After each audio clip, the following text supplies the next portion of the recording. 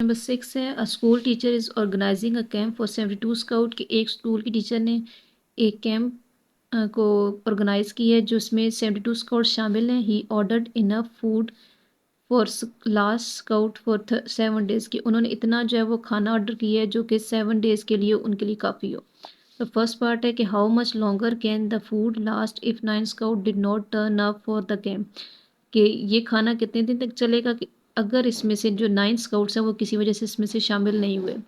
तो पहले हम देख लेंगे कि रिमेनिंग स्काउट हमारे पास कितने हैं, उसके बाद हम इसको क्वेश्चन को आगे सॉल्व करेंगे। हम यहाँ लिख लेंगे पहले रिमेनिंग स्काउट।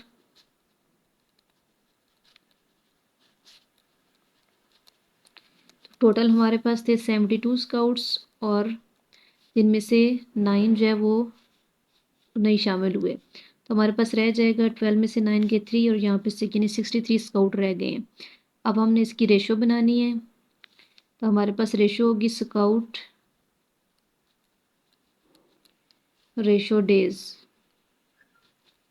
तो स्काउट हमारे पास थे 72 स्काउट थे और 7 डेज था और फिर हमारे पास क्या थे 63 डेज हैं। हमने स्काउट फाइंड करने हैं कि कितने डेज हमने फाइंड करने हैं। तो हम इसकी रेशो बना लेंगे।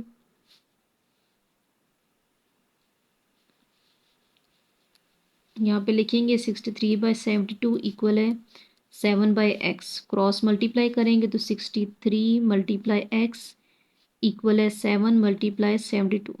अब हमने 63 को ख़त्म करना है, दोनों तरफ 63 से डिवाइड कर देंगे, ये ख़त्म हो जाएगा। यहाँ से इसकी कटिंग करेंगे तो 9 7 ज़ार 63, 9 8 ज़ार 72 और ये 7 1 ज़ार 7, 7 1 ज़ार 7। हमारे पास आया x इक्वल है 8 डेज। अब पहले जो हमारे पास 72 स्काउट है तो खाना हमारे पास था 7 डेज के लिए। अब अगर 63 स्काउट होंगे तो हमारे पास खाना है 8 डेज के लिए, यानी हम यहाँ लिख लेंगे कि 1 more day कि एक मज़ीद एक दिन का खाना उनके पास हो जाएगा। अब इसी क्वेश्चन का हमारे पास सेकंड पार्ट है। If the duration of the camp is reduce to 4 days कि अगर जो कैंप पहले 7 डेज का था तो अगर इसका जो दौरानिया है वो कम होकर 4 डेज पर हो जाएगा तो how many more scout can the food cater for के तो कितने मज़ीद जो स्काउट हैं वो ये खाना खा सकेंगे। तो हम यहाँ पे इसके यही रेशो बनाएंगे। इसमें पहले जो बनाइए स्काउट रेशो डेज, यहाँ पे हम इसका लिखेंगे, ये सेकंड पार्ट है इसका स्काउट रेशो डेज। तो टोटल स्काउट हमारे पास थे 72 और डेज हमारे पास थे 7। फिर है हमारे पास कि अगर 4 डेज उसमें से कम हो गए हैं तो कितने हमारे पास स्काउट होंगे। तो हम इसको यहाँ पे लिखेंगे 72/x इक्वल है 4/7। क्रॉस मल्टीप्लाई करेंगे तो 72 × 7 इक्वल है 4 × x। 4 के साथ दोनों को तरफ डिवाइड हम करेंगे तो हमारे पास ये x रह जाएगा। यहाँ से कटिंग करेंगे 4 1 ज़ार 4, 4 1 ज़ार 4, 3 इधर चला जाएगा तो 4 8 ज़ार 32। तो हमारे पास आ जाएगा 18 × 7। तो 18 7 ज़ार हमारे पास होता है 126। अब इसमें भी क्वेश्चन पूछा हुआ था कि हाउ मैनी लॉन्गर तो कितने डेज जो है वो मोर स्काउट होंगे। तो मोर स्काउट फाइंड करना है तो हम यहाँ पे लिखेंगे मोर स्काउट। तो हमारे पास आंसर है 126 और टोटल हमारे पास पहले थे 72। तो हम 126 में से 72 को माइनस करेंगे, 6 में से 2 गए 4, 12 में 7 गए 5। तो हमारे पास 54 मोर स्काउट जो है वो ये खाना खा सकते हैं।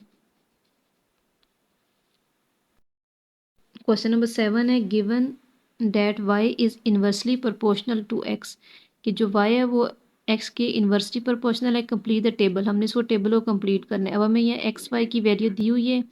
अब फर्स्ट में हमें x की वैल्यू भी दी है, y की वैल्यू भी दी है, जबकि सेकंड में x है y फाइंड करना है, फिर y की वैल्यू है x फाइंड करना है और x की वैल्यू y फाइंड करना है। तो पहले हम इन सब में ये लिख लेंगे x रेशो y।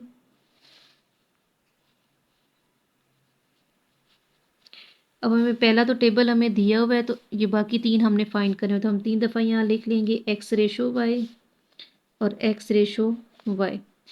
अब पहली जो हमने इसमें लिखनी है एक्स रेशो वाई में, वो हम ये वाली वैल्यू लिखेंगे 2 और 8 जो हमें दी हुई है क्वेश्चन में। तो सब में हम ये लिख लेंगे 2:8। अब दूसरा क्या है कि हमें इसमें दिया हुआ एक्स की वैल्यू दी हुई है 4, हमने वाई की फाइंड करनी है। तो हम यहाँ लिख लेंगे एक्स इक्वल है 4 और वाई हमने फाइंड करना है। तो यहाँ पे हम लिखेंगे इसको 4/2 इक्वल है 8/y। क्रॉस मल्टीप्लाई करेंगे तो 4 × y इक्वल है 8 × 2। अब दोनों तरफ 4 से हम डिवाइड करेंगे क्योंकि हमें सिर्फ y की वैल्यू चाहिए। तो ये 4 1 ज़ार 4 और यहाँ से 4 2 ज़ार 8 हो जाएगा। तो y इक्वल है 2 2 ज़ार 4 कि अगर x हमारे पास 4 होगा तो y भी हमारे पास 4 ही होगा यहाँ पर। अब दूसरा क्वेश्चन था, इसमें हमें y की वैल्यू दी हुई है 2, तो हम यहाँ y के नीचे लिख देंगे 2 और हमने फाइंड करना है इसमें x को। तो यहाँ से हम इसका ये बना लेंगे पहले। अब हम लिखेंगे 2/x इक्वल है 2/8। क्रॉस मल्टीप्लाई किया तो 8 × 2 इक्वल है 2 × x। अब हमें x की वैल्यू चाहिए, दोनों तरफ 2 से डिवाइड कर देंगे। ये 1 ज़ार पे ख़त्म हो जाएंगे, 2 1 ज़ार 2 और यहाँ से 2 1 ज़ार 2। तो हमारे पास आंसर आ जाएगा 8, यानी x की वैल्यू हो जाएगी 8। अब थर्ड में हमें यहाँ दी हुई थी x की वैल्यू 6 थी, y हमने फाइंड करनी है। तो x हम यहाँ लिख लेंगे 6 और y हमने फाइंड करना है। हम यहाँ पे लिखेंगे 6/2 इक्वल है 8/y। क्रॉस मल्टीप्लाई करेंगे तो 6 × y इक्वल है 8 × 2। दोनों तरफ 6 से डिवाइड करेंगे। 6 1 ज़ार 6 और यहाँ से 2 1 ज़ार 2, 2 3 ज़ार 6। तो y इक्वल है 8/3, यानी इसमें y की वैल्यू आ जाएगी 8/3। इसको हम मज़ीद आगे डेसिमल में भी कर सकते हैं या हम होल फॉर्म में भी लिख सकते हैं। अब हम इसमें टेबल में इसकी वैल्यू लगा देंगे। पहले हमारे पास आएगी y की वैल्यू 4, यानी अगर x 4 है तो हमारे पास y की वैल्यू भी आएगी 4। दूसरे में x हमारे पास y हमें दिया हुआ था 2, x फाइंड करना था, x का आंसर आए 8। और तीसरे में x की वैल्यू 6 है तो y हमारे पास हो जाएगा 8/3। इसी का सेकंड पार्ट है, उसमें भी हमने बिल्कुल इसी तरह करना है। अब इसमें हमारे पास फर्स्ट हमें नहीं दिया, लेकिन सेकंड हमें 3 और 4 दोनों दिए हुए हैं। तो हम पहले इसमें ये लिख लेंगे, सब में 3 4 हम यहाँ लिखेंगे इसकी x रेशो y। अब पहले में हम 3:4 सब में लिखेंगे क्योंकि 3:4 हमें क्वेश्चन में दिया हुआ है।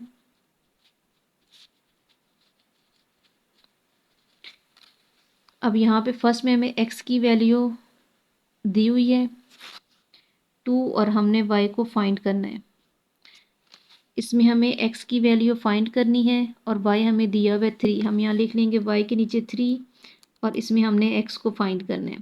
तीसरे हमें x की वैल्यू दी हुई है 8 और y फाइंड करना है। तो x हमारे पास है 8 और y को हमने फाइंड करना है।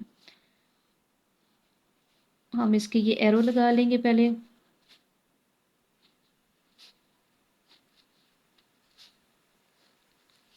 अब इसको हम लिखेंगे यहाँ से 2/3 इक्वल है 4y। अब क्रॉस मल्टीप्लाई करेंगे तो 2 × y इक्वल है 4 × 3। अब 2 को ख़त्म करने हैं, दोनों तरफ 2 से हम डिवाइड कर देंगे, ये ख़त्म हो जाएगा 1 ज़ार पे और यहाँ से ये 2 2 ज़ार 4। तो y इक्वल है 2 3 ज़ार 6। अब इसमें हम लिखेंगे तो ये 3/x इक्वल है 3/4। क्रॉस मल्टीप्लाई किया तो 4 × 3 इक्वल है 3 × x। अब x की वैल्यू चाहिए, दोनों तरफ 3 से डिवाइड कर देंगे। 3 1 ज़ार 3, 3 1 ज़ार 3, यहाँ से भी ये दोनों 3 ख़त्म हो जाएंगे। 3 1 ज़ार 3, 3 1 ज़ार 3 और बस आंसर आ जाएगा x इक्वल है 4। थर्ड में हमारे पास ये दिया हुआ है, हम यहाँ इसको लिखेंगे 8/3 इक्वल है 4/y।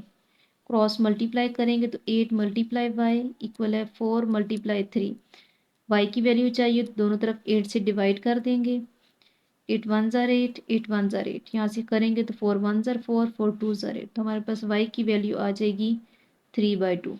अब ये जो वैल्यू आई हैं हम इनको लिखाएंगे टेबल में। तो पहले हमारे पास है y की वैल्यू आई है 6, फिर x की वैल्यू 4 तो ये y की वैल्यू 6, यहाँ पे x की वैल्यू आई है 4 और यहाँ पे y की वैल्यू आई है 3/2।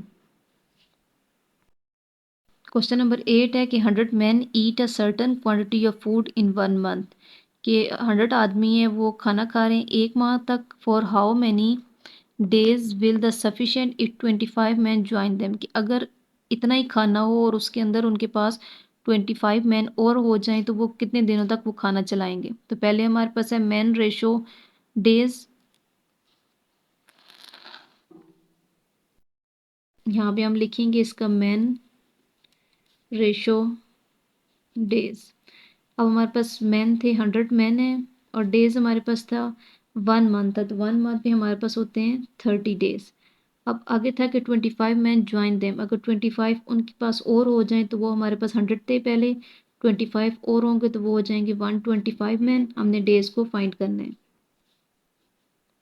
यहाँ पे हम लिख लेंगे 125/100 इक्वल है 30/x, क्रॉस मल्टीप्लाई करेंगे इसका, तो 125 मल्टीप्लाई एक्स इक्वल है 30 × 100। अब हमने x की वैल्यू चाहिए, दोनों तरफ 125 से डिवाइड कर देंगे, ये 1000 पे ख़त्म हो जाएगा। इस तरफ जब करेंगे तो हमारे पास 25 4 ज़ार 100 होता है, 25 5 ज़ार हमारे पास होता है 125। इस 5 के साथ करेंगे 5 6 ज़ार 30, तो ये हमारे पास आ जाएगा x इक्वल है 6 × 4, तो ये हो जाएगा 24 डेज, यानी यही खाना फिर 24 दिन तक चल सकता है। अगला है क्वेश्चन नंबर 9 है, a water tank can be emptied in 50 minute by 5 pumps, कि एक वाटर टैंक को खाली कर रहे हैं जो कि 5 पम्प के ज़रिए खाली करें तो वो 50 मिनट में खाली हो जाएगा। How long will it take if 1 pump out of order, कि अगर इसमें से एक पंप जो है वो चला जाए या हम निकाल दें तो कितने देर में ये टैंक खाली होगा। तो हम लिख लेंगे इसमें मिनट्स रेशो पम्प, यहाँ पे हम लिखेंगे इसका मिनट रेशो पम्प। अब है 50 मिनट्स थे तो उसमें 5 पम्प्स काम कर रहे हैं, और दूसरा है कि 1 पम्प जो है वो आउट ऑफ ऑर्डर हो, यानी 1 पम्प अगर हम ख़त्म कर देंगे या हम माइनस करेंगे 5 में से 1 को तो हमारे पास आ जाएंगे 4 पम्प्स। हम यहाँ लिखेंगे 4 पम्प्स हैं और हमने एक्स फाइंड करने हैं, तो ये एरो लगाएंगे हम इसका। अब हम इसको लिखेंगे 50/x इक्वल है 4/5, क्रॉस मल्टीप्लाई किया तो 50 × 5 इक्वल है 4 × x। हमें x की वैल्यू चाहिए तो दोनों तरफ 4 से डिवाइड कर देंगे। अब यह कटिंग होगी, 2 ज़ार 4 होता है, 2 25 ज़ार होता है 50, तो हमारे पास ये आ जाएगा x इक्वल है, अब 25 को 5 से करना है तो ये होगा 125/2, इसकी हम डिवाइड करेंगे, 2 6 ज़ार 12, 2 2 ज़ार 4, पॉइंट लगाएंगे आगे, 2 5 ज़ार 10, 62.5 मिनट्स में ये होगा। क्वेश्चन नंबर 10 है, a project can be completed by 75 workers in 40 days, कि एक प्रोजेक्ट जो है मुकम्मल हो रहा है, 75 वर्कर काम कर रहे हैं तो 40 डेज में मुकम्मल होगा। But project manager brought 50 more worker, लेकिन जो प्रोजेक्ट मैनेजर है वो 50 वर्कर को मज़ीद ले आया है आफ्टर 8 डेज, 8 डेज के बाद। In how many days will the remaining worker bee finish, तो जो बाकी वर्कर हैं वो कितने दिनों में अब ये काम पूरा करेंगे। की रेशो बना लेंगे वर्कर रेशो डेज। अगर हमारे पास 75 वर्कर्स थे तो वो काम हो रहा था 40 डेज में। अब ये है कि प्रोजेक्ट मैनेजर जो है 15 मोर वर्कर को लेकर आए, तो हम यहाँ पे इसके साइड पे इसको कर लेंगे मोर वर्कर इक्वल है 15, तो टोटल कितने वर्कर हो जाएंगे फिर। पहले हमारे पास है 75 और 15 मोर हो गए हैं तो इनको प्लस करेंगे, हमारे पास टोटल वर्कर हो गया 90। हम यहाँ लिखेंगे 90 वर्कर हैं, हमने डेज फाइंड करने हैं इसमें। हम यहाँ लिखेंगे 90/75 इक्वल है 40/2, एक्स, क्रॉस मल्टीप्लाई किया तो 90 मल्टीप्लाई एक्स इक्वल है 40 मल्टीप्लाई 75। अब एक्स की वैल्यू हमें चाहिए, तरफ हम 90 से डिवाइड कर देंगे, ये ख़त्म हो जाएगा 91 ज़र हमारे पास ये आ जाएगा एक्स। और इसकी जब कटिंग करेंगे तो ज़ीरो ज़ीरो से ख़त्म हो जाएगा, इसको करेंगे 3 3 ज़र 9, 3 2 ज़र 6, 1 यहाँ पे जाएगा, ये 15 हो जाएगा, 3 5 ज़र 15, हमारे पास आएगा 4 मल्टीप्लाई 25/3। तो इसको मल्टीप्लाई करेंगे 25 4 ज़र 100/3, उसको डिवाइड करना है 100 और 3 को, तो 3 3 ज़ार 9 होता है, माइनस किया 1 आ जाएगा, ज़ीरो उतारा नीचे 10 हो गया, 3 3 ज़ार 9 1, अब पॉइंट लगाएंगे, पॉइंट का ज़ीरो, 3 3 ज़ार 9, यानी ये इसी तरह चलता जाएगा। तो हम इसका आंसर लिख लेंगे कि x इक्वल है 33.3 डेज़, कि वो कहाँ पे 33.3 डेज़ में पूरा हो जाएगा।